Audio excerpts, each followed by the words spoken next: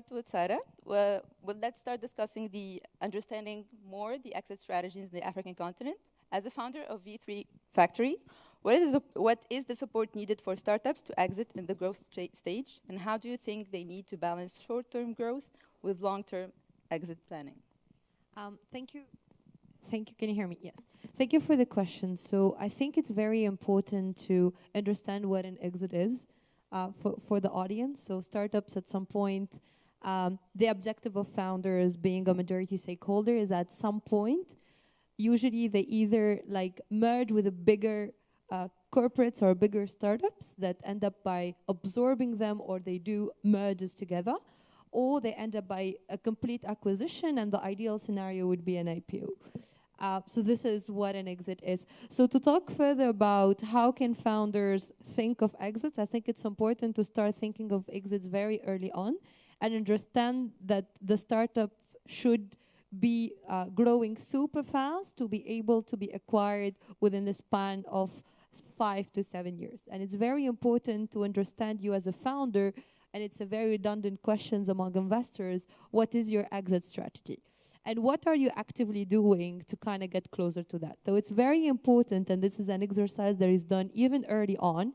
If you are within the B2B space, what are the potential big companies that they've done deals before and within their corporate strategy to invest through maybe a CVC arm and later on to end up acquiring those startups? So it's very important to position yourself to be visible enough.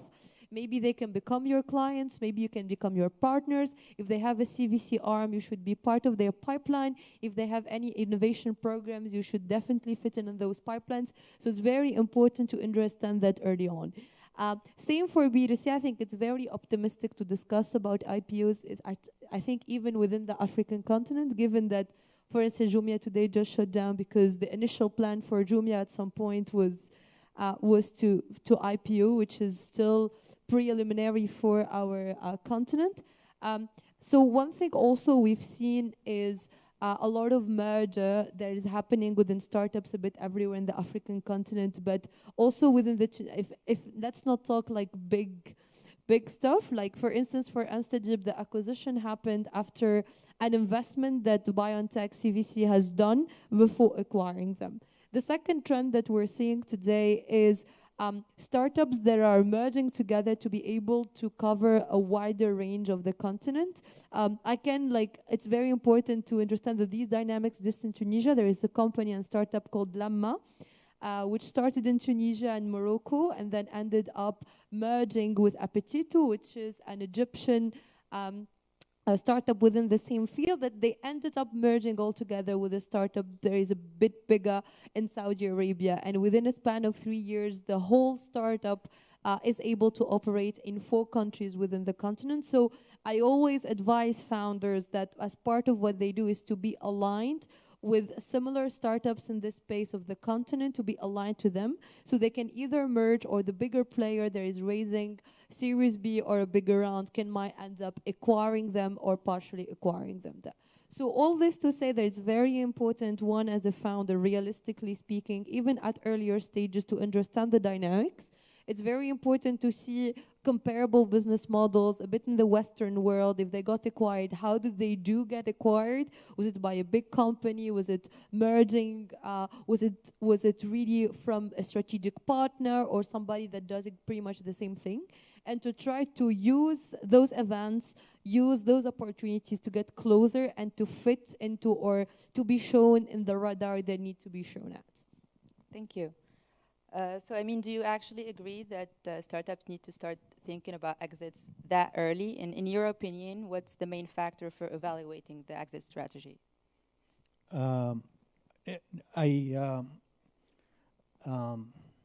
So there is a common red flag in Silicon Valley when founders pitch investors, is when they talk about exit strategy. And the investors always, I mean, that's completely different ecosystem, different maturity, and different objective. The investment approach is not at all to be thinking about an exit when you're a founder. The objective is to be thinking, how do I create the maximum value, the biggest success, that eventually the company probably will be listed in an IPO, or, but that's should not be the objective. The objective of to be thinking as the mechanism of the startup and the role of the founder is to be solely serving the investment community, I think is the least possible, I mean, the most likely to not succeed as a business, because you could chase one master and chase two. And the master you should be chasing as a founder is how to make your successful, how to make your product more valuable, how to make your company more valuable, how to create the maximum value for your customers and users. The exit will happen. The exit is a byproduct. The exit happens when, as they say, when an offer comes, if they have enough comma in it, or the number is large enough. So it's much better, in my opinion, to position yourself to be approached, to be bought, than to, and that happens when you're really maximizing value. As you become an attractive target that you're discovered, and the more you ignore the potential buyer, the more expensive, the bigger, the higher your exit might be. So it's really just an interesting perspective. I can understand the challenge in a developing ecosystem, and you need to create those exits. The exits are, extremely important to propel the ecosystem, because you need the financial return, and absolutely to be shared by the founders and the early employees at the companies, who could reproduce other startups, who could produce funds and all of that. So this cycle needs to be perpetuated by having exit. So the exit must happen, and we need to start with whatever the number it is. And I'm not against exits. I'm not saying don't exit. And it may be valuable to exit even for double the valuation that you just raised, and at a stage where it allows you maybe to expand to different market and to team up with other team and expand the game that you're playing a little bit broader. It's very interesting to give a different perspective. So I would like to circle back on the African continent specifically, and I would like to have your opinion, Tina, on what do you think are the most realistic exit strategies in the African continent? Thank you for your question, Safa, and thank you for having me today. Well, I'd like to first of all piggyback on what the previous colleagues have said. The most important focus, obviously, as a founder, is always to dominate your market and building as much value as possible, and then all else will fall in place eventually, ultimately. And of course, it's good to know in the beginning, I believe very privately so, because when investors come to you or you go to the investor, they want to know that you have the skin in the game for the long haul. It's not really, in my opinion, is not the best policy to be sort of already thinking of when to cash out in the beginning, because it shows that perhaps there's not a plan to have longevity in the market. And so when there's no longevity in the market, then how will you create the type of robust value and the infrastructure adaptability in your business model that will make you a valuable player in your investor's portfolio eventually? So if they're not thinking about, it is obviously important for investors. From the investor's perspective, the exit is always is always in the plan, is always in the work. But then there are different perspectives as well. Some have a longer term view on it, or they know how they will realize gains as far as their investments into the founder's company is concerned. But then there's always a time horizon that has to make sense, obviously, for them to realize the multiples that is necessary to make it profitable, basically, to make the investment profitable.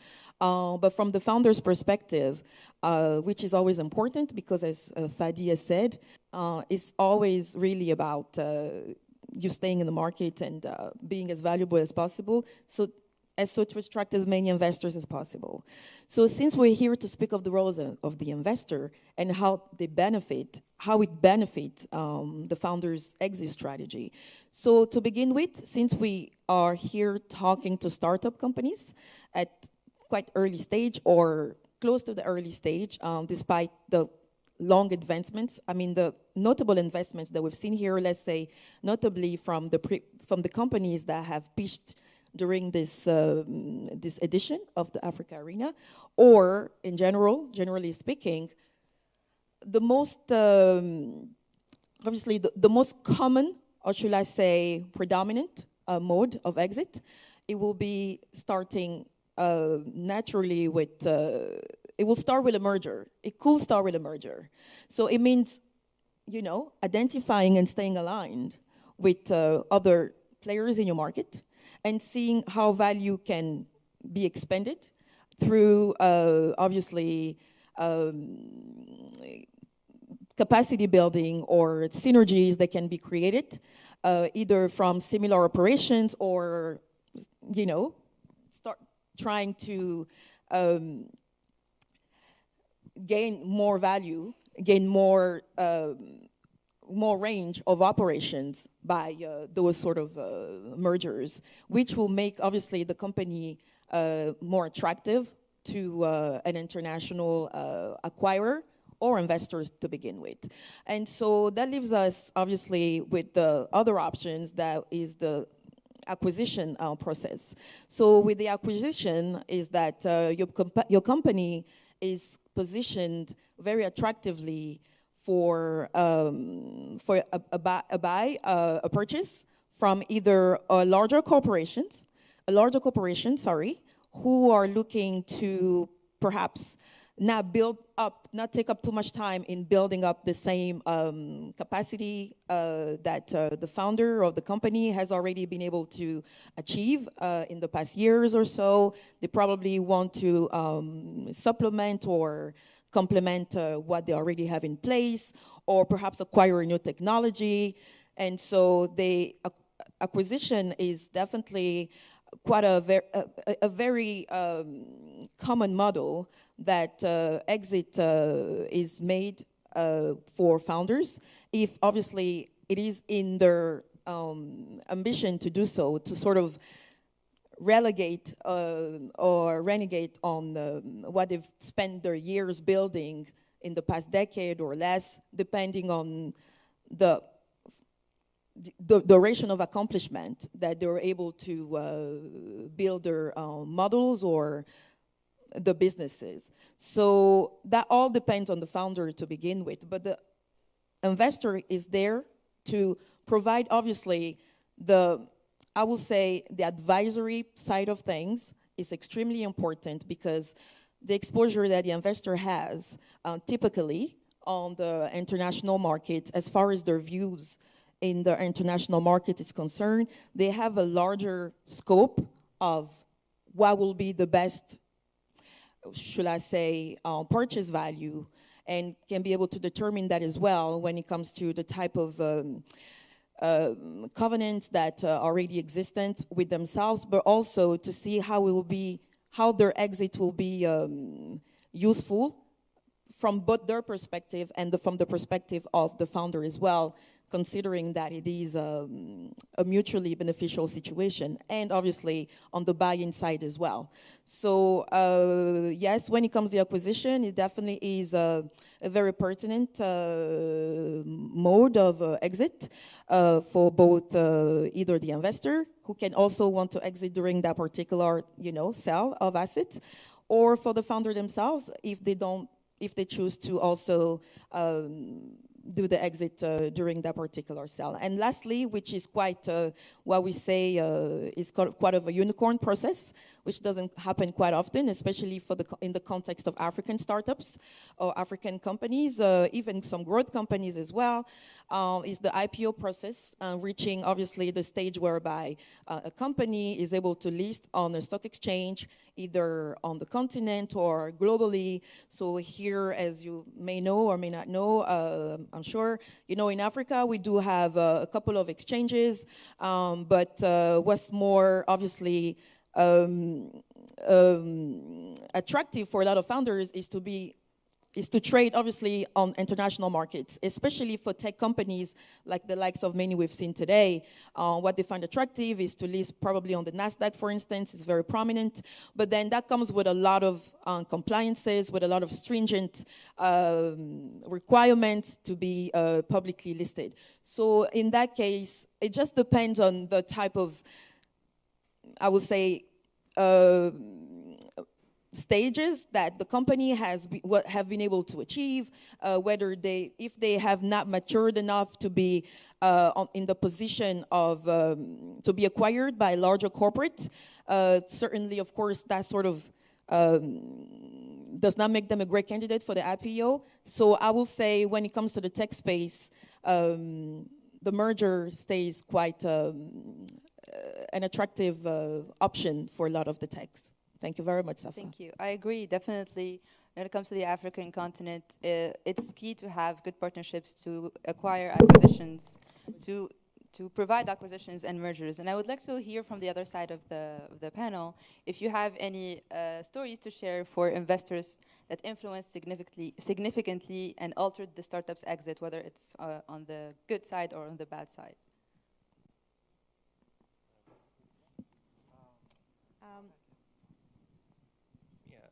Thank you.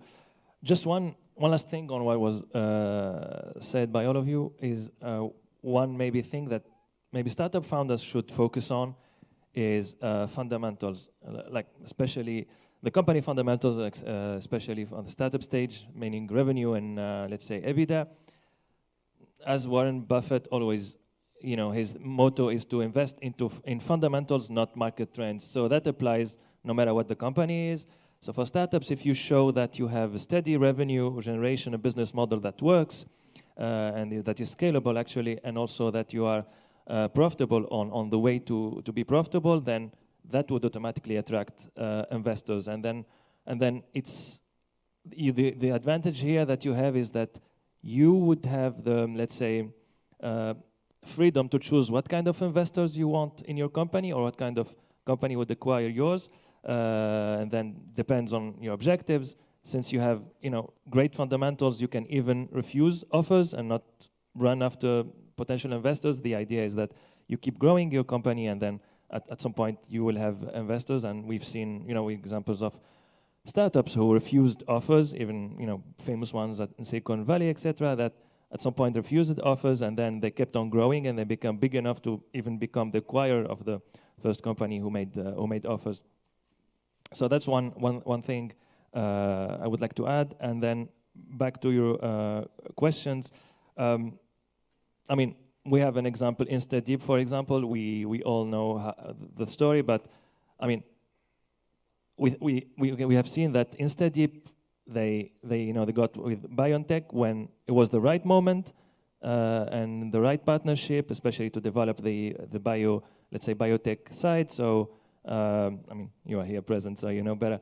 But yeah, that's one example where, let's say, the founder and the investors who were with the founder were patient enough to wait for that opportunity. So I think that's a great example. And maybe, Fed, you have examples from Silicon Valley and the continent, if you want to add something. Yeah, I mean, there's a lot of different examples, but it's just like the question and of the role of the investors and the exit.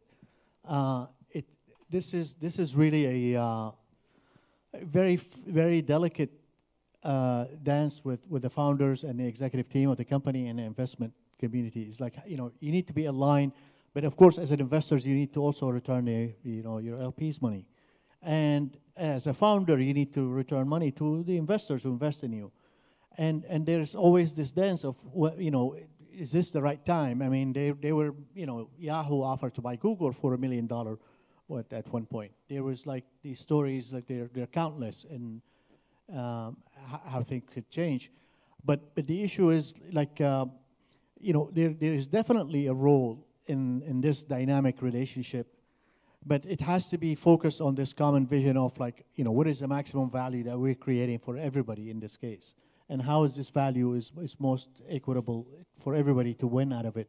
And if there's an opportunity to expand and we have a risk or we have strategy of expanding the market by a different country or a different service or something, and it requires another round of fundraising versus making a decision, should we exit to this offer in front of us right now for this value, but we still believe that there could be an opportunity, and if this works out, it could really be something great. And those decisions, that they're definitely not easy, and they're not easy for the founders, they're not easy for the investors. And it's the role of the investors in this game is definitely to be constantly in understanding where is strategically these are exit paths that they may exist along the way, and how do you nurture relationships with this larger entity that could be a corporation that may be buying them, or if to be continue to support them, like we're going to continue and we would list on a public market because we believe that we have consistent growth and there is no reason right now to take smaller exit. And so it's a delicate dance. There is no one right role. There is no one right answer. In each case, it's different.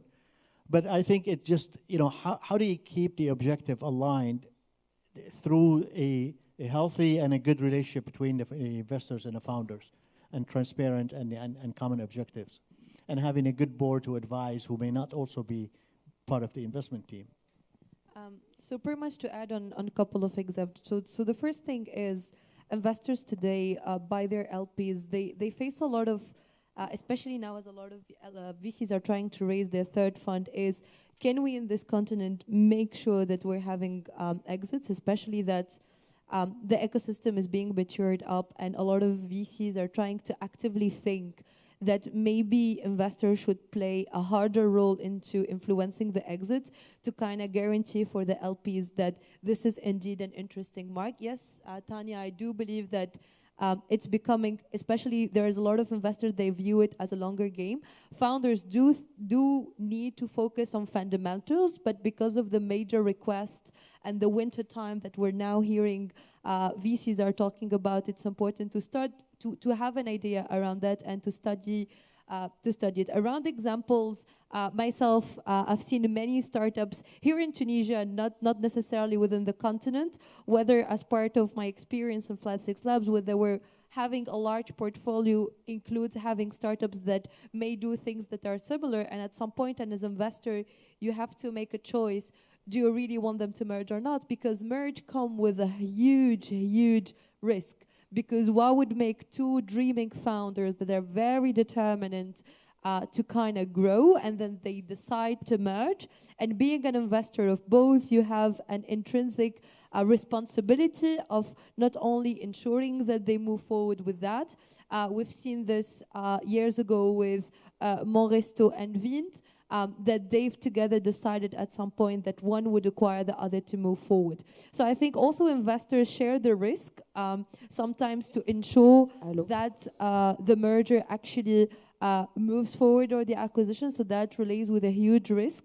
I've stated some of them as well that happened indeed in Tunisia, and still today there are some startups that they've received offers of being acquired early on. And yes, as Fadi said, Amin and Tanya, both of them reassured that you should understand when's the right timing, and sometimes the investor can position itself as one of the key advisors, especially as they come early on in the journey, to kind of help assist the founder, and that sometimes, yes, they can wait because a lot of value is yet to be delivered, a lot of things. So it's a matter of understanding the risks and the opportunities to see, can joining forces, especially for the merge and acquisition scenario, especially for the merge, can we really make sure that by joining forces we're actually becoming more dominant in our respective markets or business axes or not?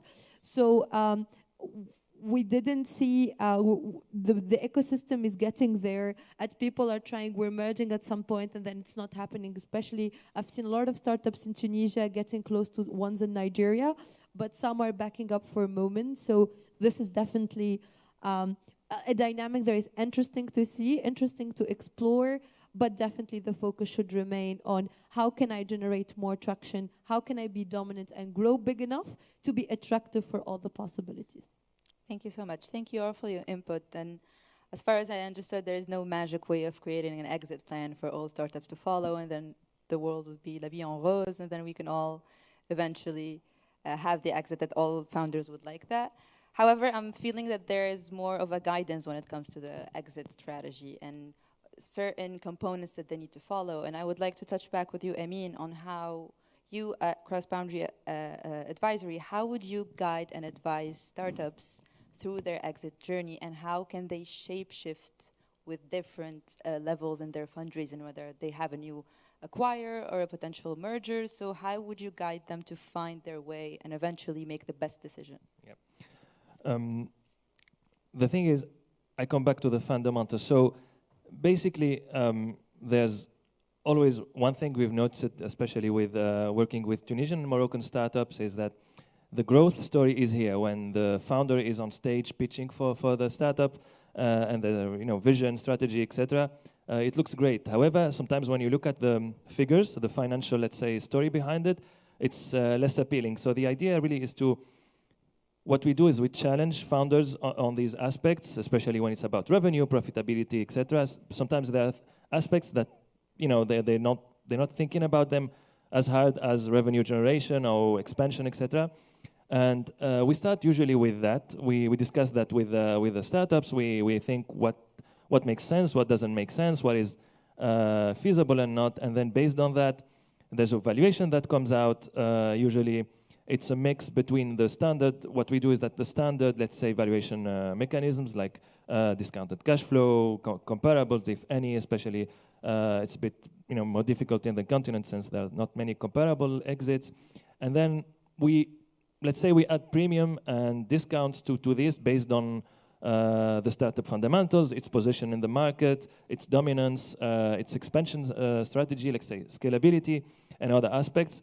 And this would allow us to provide kind of a, let's say, kind of a figure that we can look into when we have offers from investors, and really, and then what for example, startup founders can do is test their, let's say, exit or what the startup with potential investors they're close to, or they can even have, let's say, informal feedback from. The idea really is to see if their, let's say, case is appealing, does it interest investors, and then one advice is not to try to connect with as many investors as possible. It's really to target which kind of investors you're looking into. If you're looking for impact investors because you have that impact side, then tailor your, let's say, your pitch to these investors, and then keep in mind that they have, let's say, other metrics they look into than just financial profitability or IRR. And the idea really is that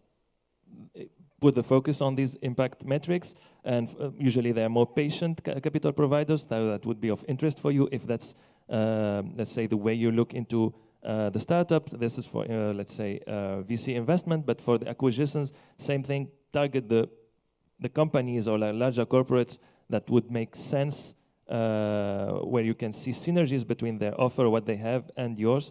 And this is my advice. So what we do with founders is that we usually, let's say, agree on a list of investors to contact, and then of course, we discuss why. And really, usually we found that startup founders need a lot of support in the next steps when they start early discussions with investors. Especially one side that we've seen in North African startups is the quality of data room. Usually documents are not, let's say, up to the standards, especially when we talk with foreign VCs, they're not up to the standards, or they're not really all of them available, especially when, for example, we're talking with US VCs, one of the first documents they would like to see is the cap table. When I say cap table, it's not the who invested how much in a startup, but really the term sheets. I know it's sensitive, that's why many startup founders are reluctant. But however, for US VCs, for them it's capital to have access to this data, and then have really a great data room gives the first great impression to these US VCs, and then they will be more open-minded to really continue on discussion and potentially invest in the startup. Yeah, so this is usually our advices we provide to the startup founders, and really, and maybe look for advice, either support structure, etc., for aspects other than really business related. When it's about legal aspects, term sheets, etc., it's fundamental to know like the basics, so that investors can really talk the same language as with a founder, and not waste time, because sometimes they have pipeline of 500 opportunities to look into. So that would help the startup founder really like get out of the group and have more visibility. Thank you. And it's very important to also mention that it's different from a region to another. So like you said, in US VCs, they require certain aspects when it comes to their data room, but in the African continent, and specifically in Tunisia, some documents are not very known, and most founders don't necessarily know how to prepare themselves for these documents, and talking to different investors from different continents. So I'm quite curious to hear from all of you on how should African startups prepare for exits in markets that is less mature and maybe with less opportunities for exits, such as the African continent market. Yeah, sure. Well, investment readiness is definitely paramount. When you're a founder, when you're a company, it's very important to be aware of what are the requirements in your industry, in your sector. That sort of self education or knowledge acquisition is extremely important. And of course, the investors that are already on board with your company, they may help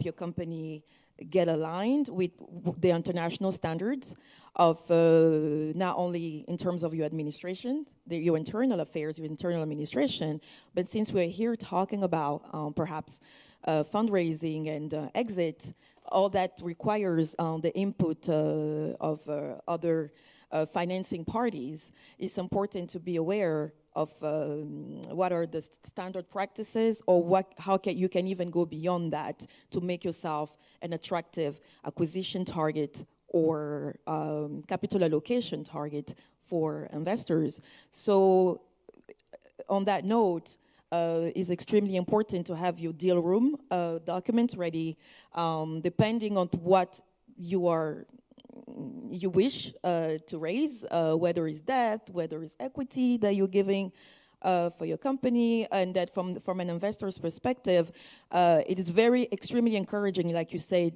and I do second what you say, different markets, depending on their sophistication, depending on, I would say, the exposure to international capital markets, and also the amount of investors who are active in that particular market. We get to observe that different markets have different sort of, I would say, sophistication in the amount of documents that they're able to provide, or they're even aware exist. And sometimes you'll be surprised even from some very sophisticated, I wouldn't say sophisticated, but from some mature companies, just because they're used to doing things in a very, I would say, relaxed way, and then they don't know how to raise money internationally in private markets from other alternative finance providers.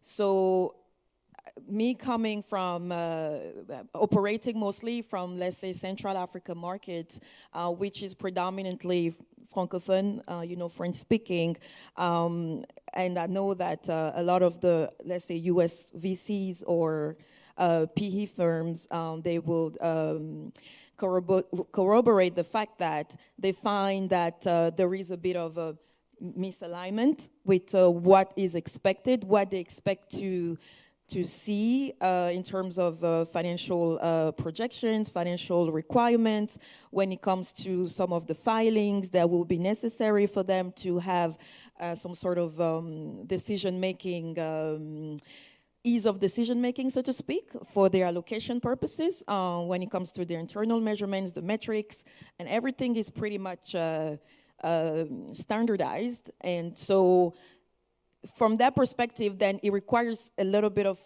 I wouldn't say flexibility, but I would say some creativity, and also working with other funds on the ground who have been able to put together, I would say, to facilitate investments in those regions whereby, the market is not so sophisticated. I would say who is emerging in attracting funding from the likes of VC firms from US or Europe. And so the good news is that it's all obviously very much, it's all very much a growth on a growth trajectory. So a market like Tunisia, obviously you benefit from so much of the deal room facilities, from so many of the DFIs who support the market and the VCs as well, and even Smart Capital, who are very much well connected with international markets, international fund management companies. So that is very encouraging, knowing that just the ecosystem is well taken care of, so to speak, domestically speaking. So it all depends on the market. It all depends on where the company is and how they would like to progress as well into the future. So if they have an expansive view on how they want to create more growth, obviously they need to definitely pay more attention to how they have an investment readiness strategy in place, either through their CFOs or their internal or outsourced financial stakeholders. Thank you. Thank you so much. I'm just double checking on the time that we have left, because Yeah. okay, so Can I add unfortunately, just something quick? I think Yes. Tanya made a good point, specifically also for larger size and bigger companies. But to answer your question, Safa, about what founders right now, how they could position themselves, I think to see this in a simplified way, especially when it's maybe an early merger or something.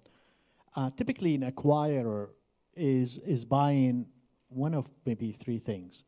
They're either buying customer of that company, or they're buying an IP feature or technology that they would add it, or they're buying a team, the talent. So as a founder, I think it's important to have those types of things tighten up in the early days.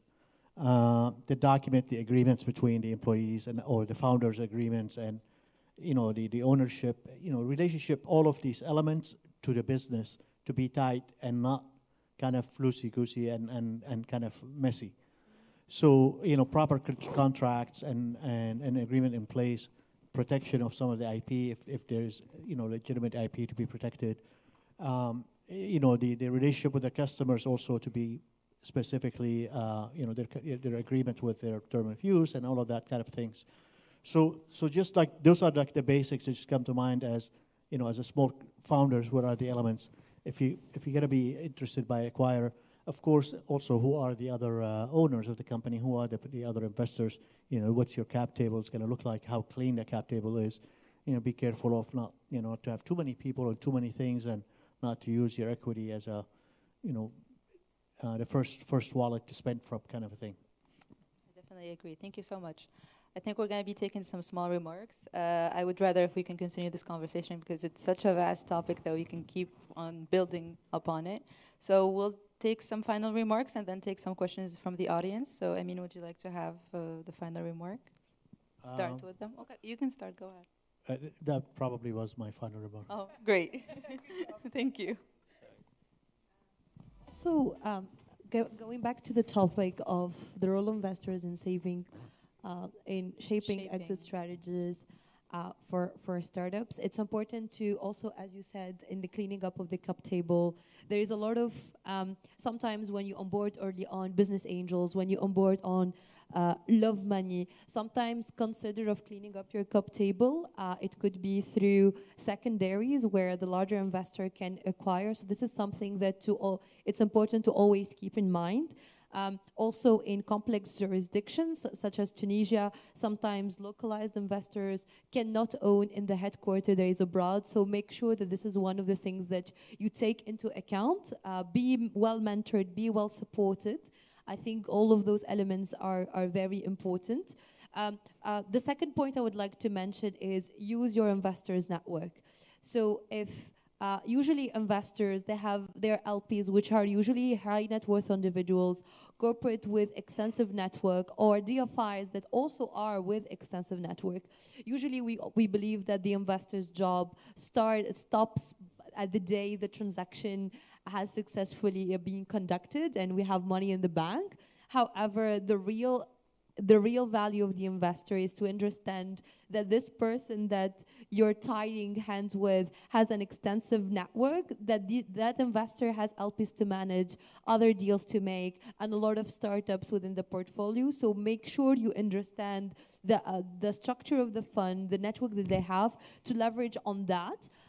To be able to, one, work on your fundamentals. There is always have the best clients, the best partners, the best hires, but to also position yourself closer to bigger, maybe international entities that are coming from the Western world. As an African startup, you might be acquired by European big giants or people from the Western, and sometimes your investors can be key into whether ensuring that alignment or you starting to get attractive within that scene. So also, use investors' network is very important that you understand. Use their guidance, use their network. It might be key as well. Use their lawyers as well. Sometimes that might be key to ensuring a smoother exit at the later stages.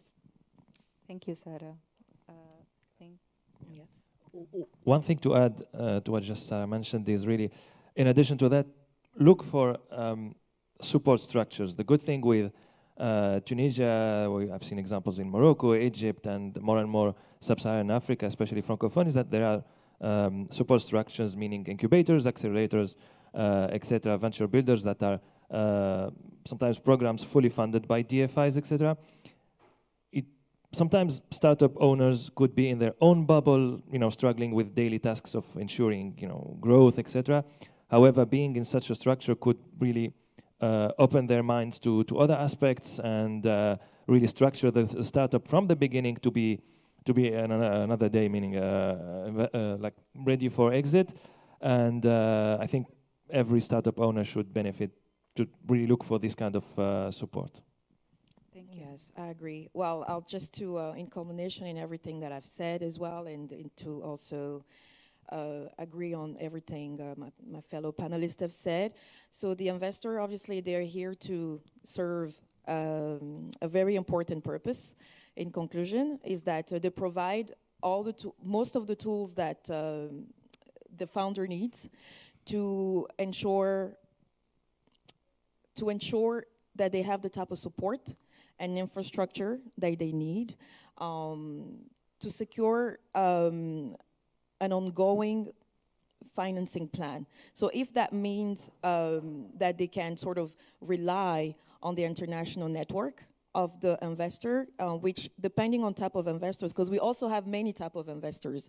Some investors, obviously, they can be local or they can be perhaps just have a continental reach, and some are also international in scale. So depending on the type of investor that the founder is dealing with or is being guided by, then that will also determine the quality and the scope of the type of support that they get to enjoy. So especially like one of my colleagues has said, the DFIs, most importantly, which are the development financial institutions, because they are definitely backed by, I would say, the respective governments, and they give so much tools. I mean, they have so many available tools, and also in even like providing more, I would say, materials and support and financing as well in the respective industry or sector that the founder is focused on. And they can also even guide towards other investors as well within that same, within the same, purview. So it's very much pluridisciplinary. The type of support that the founder can enjoy from the investors or the particular investor, that they should feel comfortable in sort of building that proximity, so that they have ways of they have a growth pathway into their into the mission, into accomplishing, obviously, the growth potential for possible exits and strategy in the future that they deem to do so.